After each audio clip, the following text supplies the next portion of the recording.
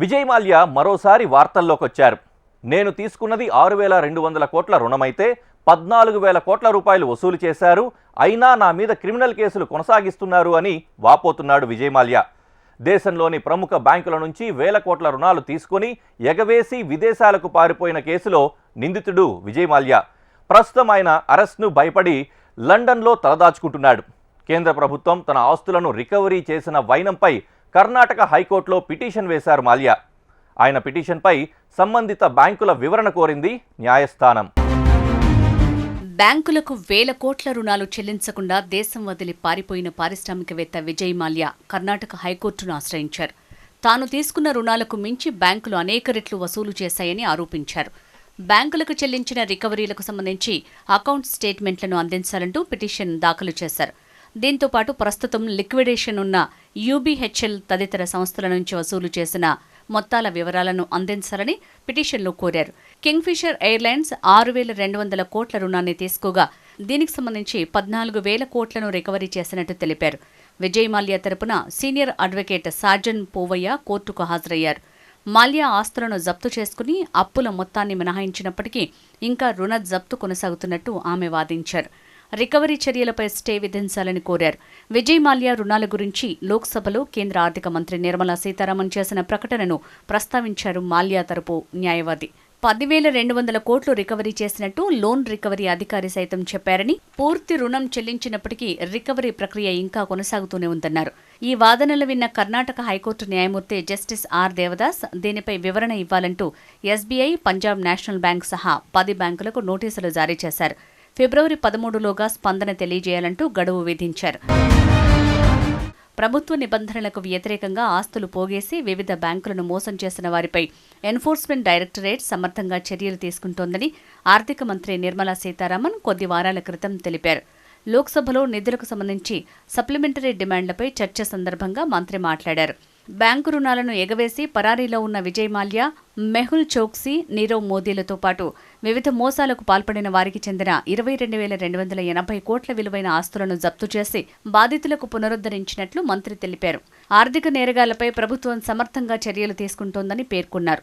ఆర్థిక నేరస్తులు బ్యాంకులను మోసం చేసి అక్రమంగా సంపాదించిన సంపదను తిరిగి రాబట్టేందుకు ఈడీ చాలా ప్రయత్నిస్తోంది. ప్రధాన కేసుల్లో పరారీలో ఉన్న వ్యాపారవేత్త విజయ్ మాల్యాకు చెందిన 14,131.6 కోట్ల విలువైన ఆస్తులను ఈడీ రికవరీ చేసింది.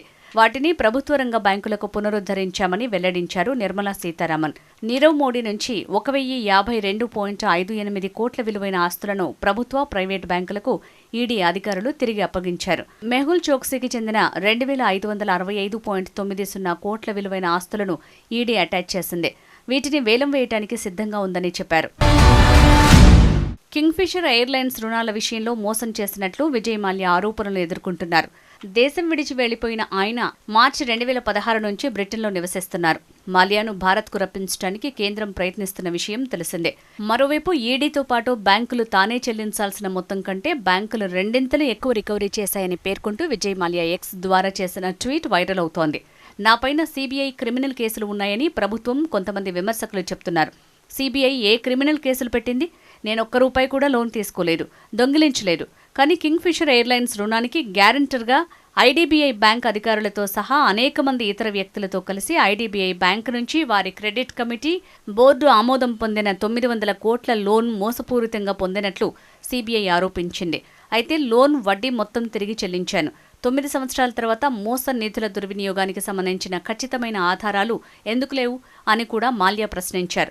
అప్పులు రికవరీ అయ్యాక కూడా నేను ఆర్థిక నేరస్తుడిని ఎలా అవుతానో చెప్పాలన్నారు.